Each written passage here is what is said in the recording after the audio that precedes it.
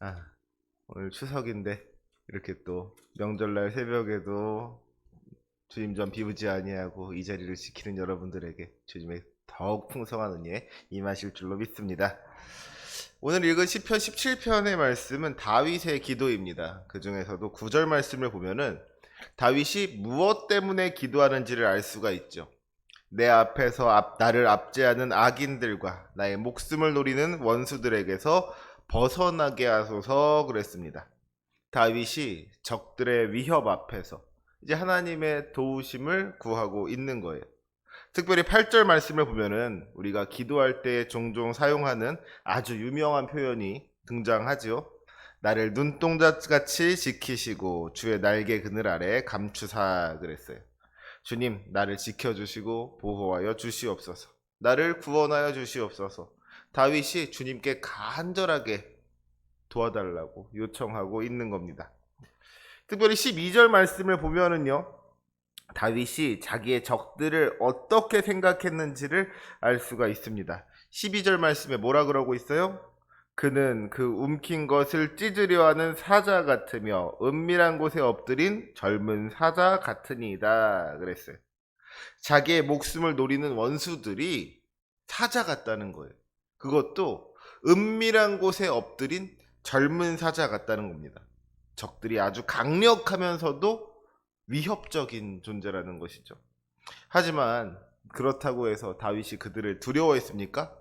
지금 다윗이 뭐 겁을 먹고 있습니까? 두려워 떨고 있습니까? 아니죠.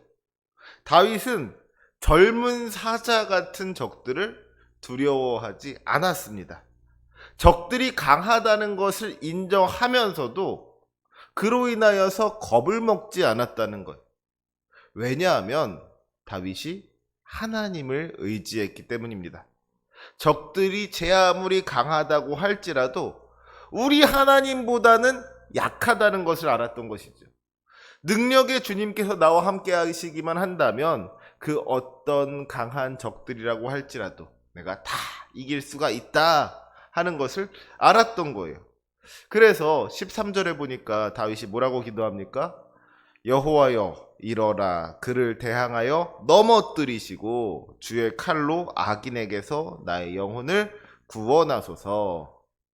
지금 다윗이 원수와의 싸움을 우리 주님께 맡겨드리고 있는 거예요. 자기가 원수와 대항하는 것이 아니라 하나님께서 원수와 대항하여 주시기를 구하는 거잖아요. 자기가 원수를 넘어뜨리는 것이 아니라 하나님께서 넘어뜨려 주시기를 구하는 거예요. 자기 칼로 싸우려고 하지 않고 하나님께서 주님의 칼로 나의 영혼을 구원하여 주시기를 간구했다는 겁니다.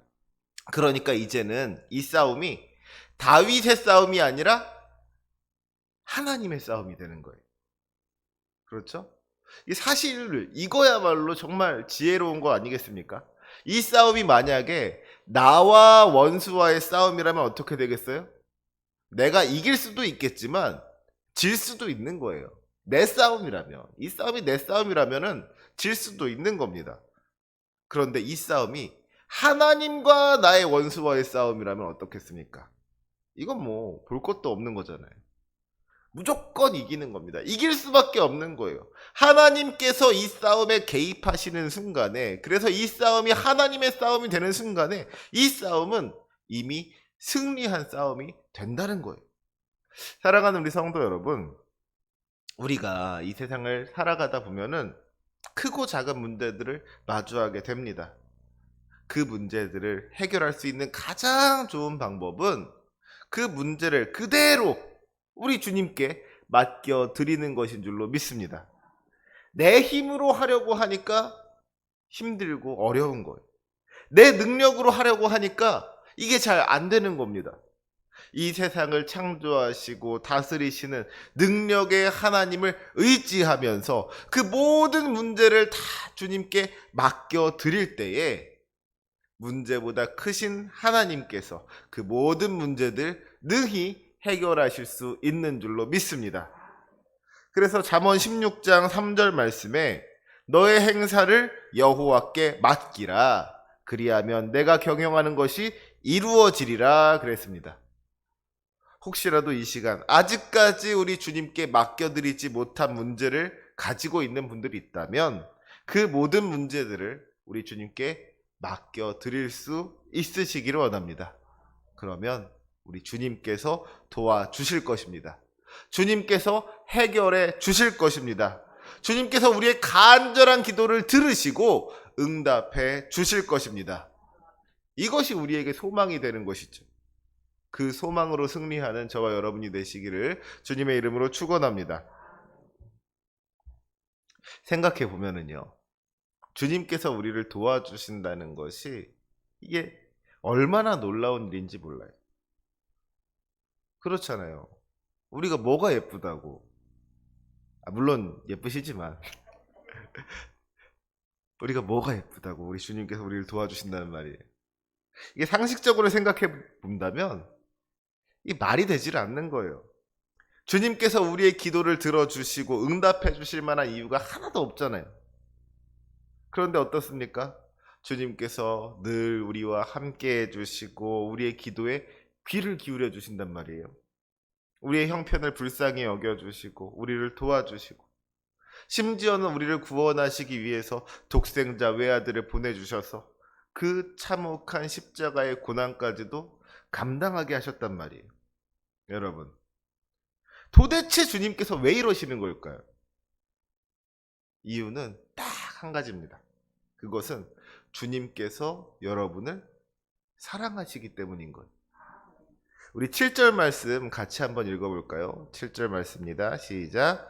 주께 피하는 자들을 그 일어나 치는 자들에게서 오른손으로 구원하시는 주여, 주의 기이한 사랑을 나타내소서. 아멘. 7절 말씀 마지막에 보니까 뭐라 그랬어요? 주여, 주의 기이한 사랑을 나타내소서 그랬습니다. 우리를 향한 우리 주님의 사랑이 어떤 사랑인가 보니까 뭐라 그랬어요? 기이한 사랑이라고. 여러분, 기이하다는 말이 무슨 말이에요? 이상하다는 말이잖아요. 주님의 사랑을 도저히 이해할 수가 없다는 거예요.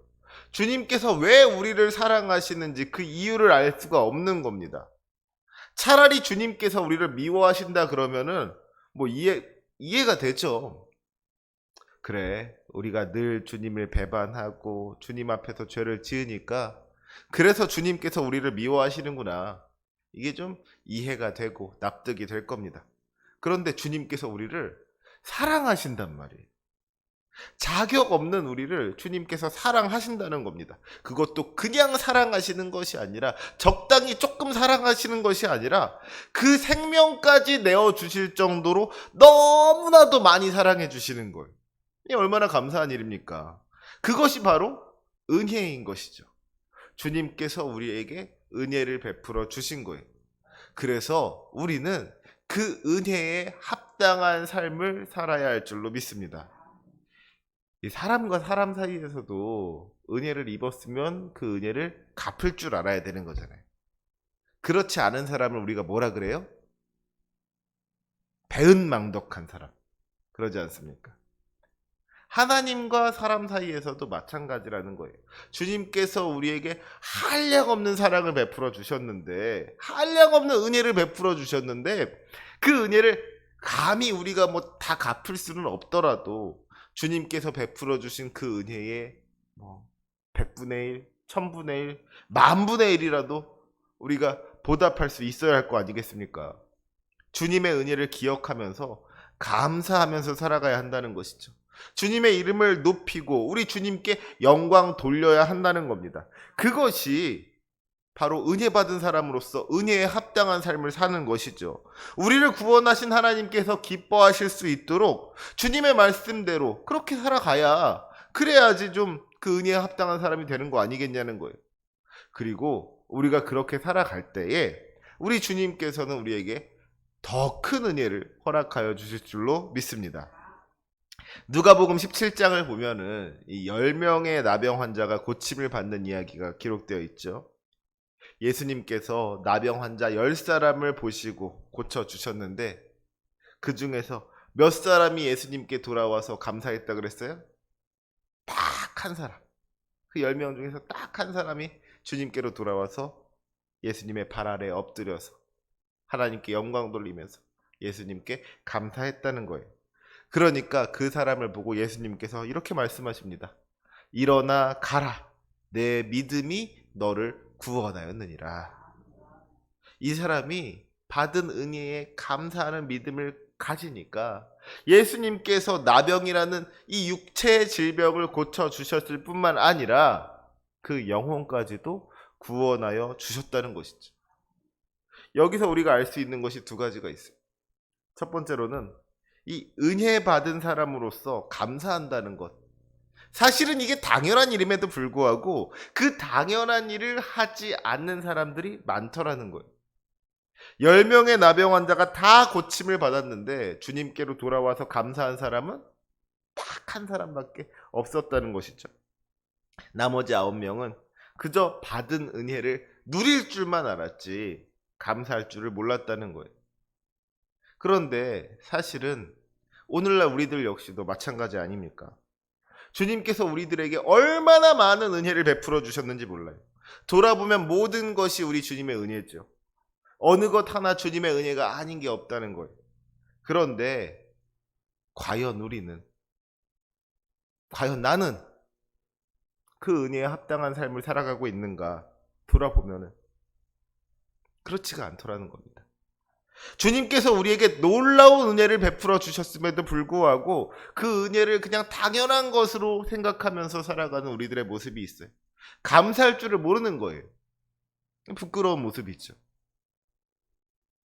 그러면 두 번째로 우리가 알 수 있는 것이 무엇입니까?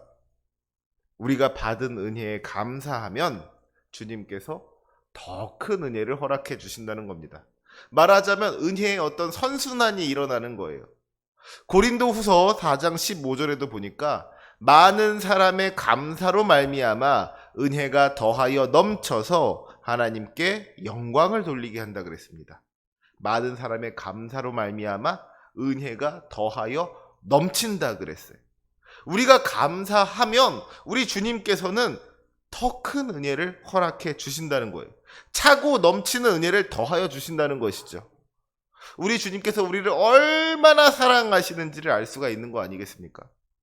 주님께서 베풀어 주신 은혜에 감사하는 것이 사실은 당연한 일임에도 불구하고 우리 주님께서는 그 당연한 것을 기뻐하시고 복 주신다는 것.